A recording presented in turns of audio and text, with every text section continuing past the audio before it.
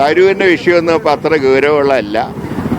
അതിനെക്കുറിച്ച് പാർട്ടി അഭിപ്രായം പറഞ്ഞിട്ടുണ്ട്. അതൊരു ചർച്ചയിലേക്ക് പോകേണ്ട കാര്യമില്ല. പക്ഷെ ഒരു കാര്യം ഞാൻ പറയാം, ഞങ്ങളുടെ പാർട്ടിയിലുള്ള ആളുകളെ സനാഥരാക്കാൻ ഇപ്പോൾ ആരും ഇറങ്ങേണ്ട ആവശ്യമില്ല. സ്വന്തം പ്രസ്ഥാനത്തിന് വേണ്ടി പ്രവർത്തിച്ച ഒരു നേതാവിനെ 51 വെട്ടുവെട്ടി കൊന്നവർ ഞങ്ങളുടെ പാർട്ടിക്കാരെ രക്ഷിക്കാൻ വരണ്ട. ഞങ്ങളുടെ കാര്യം ഞങ്ങൾ നോക്കിക്കോളാം. അത് പറയേണ്ട ഇളവന കരിമല്ല. ഇവരുടെ ആനുകൂല്യങ്ങൾ നൽകേണ്ട ചുമതല മുഖ്യമന്ത്രിക്കും ആരോഗ്യമന്ത്രിക്കും ഉണ്ട്.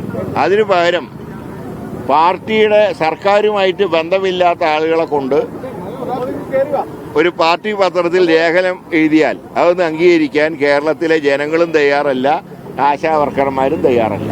അതുകൊണ്ട് അവരെല്ലാ ശ്രമങ്ങളും നടത്തുന്നുണ്ട്, ഭീഷണിപ്പെടുത്തുന്നുണ്ട്. ചില യൂട്യൂബ് ചാനലുകാരെ വിലക്കെടുത്ത് ഇവരെ അധിക്ഷേപിക്കുന്നുണ്ട്. പക്ഷെ അതുകൊണ്ടൊന്നും തന്നെ ഈ സമരം അവസാനിക്കില്ല. കോൺഗ്രസ് പാർട്ടിയുടെ പരിപൂർണ പിന്തുണ ഇവർക്കുണ്ട്. ഈ സമരം വിജയിക്കും. അതിന് ഉള്ള അവരുടെ പ്രവർത്തനങ്ങളിൽ പാർട്ടിയും ജനങ്ങളും അവരോടൊപ്പം ഉണ്ട്.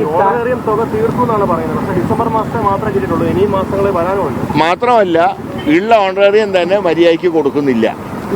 2 മാസം കൊടുക്കുമെന്ന് പറഞ്ഞു. പക്ഷെ 1 മാസത്തെ പോലും ഇപ്പോഴും കുടിശ്ശിക കൊടുത്തിട്ടില്ല. അതുകൊണ്ട് മാത്രമല്ല, 7000 രൂപ എന്ന് പറഞ്ഞാൽ ഇന്ന് ജീവിക്കാൻ കഴിയാത്തൊരവസ്ഥയാണ്. അതുകൊണ്ടാണ് ഈ 21,000 രൂപയെങ്കിലും ചോദിക്കുന്നത്. അത് ആ മാന്യമായിട്ടുള്ള സഹായം അവർക്ക് നൽകണം. ഈ ഫീൽഡിൽ ജീവൻ പണയം വെച്ച് പണിയെടുക്കുന്ന ആശാ വർക്കർമാരെ ഒരിക്കലും ദ്രോഹിക്കുന്ന സമീപനം ഒരു ജനാധിപത്യ സർക്കാരിൽ നിന്നും ഉണ്ടാവാൻ പാടില്ല. തരൂരിൻ്റെ വിഷയമൊന്നും ഇപ്പം അത്ര ഗൗരവമുള്ളതല്ല. അതിനെക്കുറിച്ച് പാർട്ടി അഭിപ്രായം പറഞ്ഞിട്ടുണ്ട്. അതൊരു ചർച്ചയിലേക്ക് പോകേണ്ട കാര്യമില്ല. പക്ഷെ ഒരു കാര്യം ഞാൻ പറയാം, ഞങ്ങളുടെ പാർട്ടിയിലുള്ള ആളുകളെ സനാഥരാക്കാൻ ഇപ്പോൾ ആരും ഇറങ്ങേണ്ട ആവശ്യമില്ല. സ്വന്തം പ്രസ്ഥാനത്തിന് വേണ്ടി പ്രവർത്തിച്ച ഒരു നേതാവിനെ 51 വെട്ടുവെട്ടി കൊന്നവർ ഞങ്ങളുടെ പാർട്ടിക്കാരെ രക്ഷിക്കാൻ വരണ്ട. ഞങ്ങളുടെ കാര്യം ഞങ്ങൾ നോക്കിക്കോളാം. സ്വന്തം പാർട്ടിക്കാരുടെ കാര്യം നോക്കിയാൽ മതി. അയൽവക്കത്തെ പ്രശ്നങ്ങൾ നോക്കിയിട്ട് അവിടെ പരിഹരിക്കാൻ നടക്കേണ്ട. ആദ്യം സ്വന്തം വീട്ടിലെ പ്രശ്നങ്ങൾ പരിഹരിക്കാൻ നോക്കുക. അത്രേ തോമസ് ഐസക്കിനോടും ഗോവിന്ദൻ മാഷോടും പറയണം. അതാ പറഞ്ഞത്. അതാണല്ലോ അവരുടെ ബന്ധം.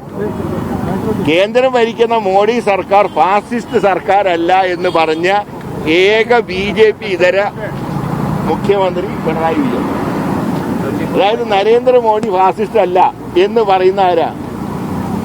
പിണറായി വിജയൻ. അപ്പൊ ഇവര് തമ്മിലുള്ള ബന്ധം മനസ്സിലായല്ലോ. അതാണ് ഇവര് തമ്മിലുള്ള ബന്ധം ഞങ്ങൾ പറയുന്നത്.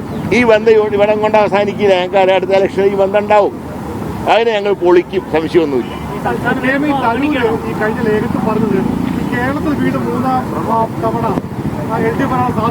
ഒരു സാധ്യതയില്ല.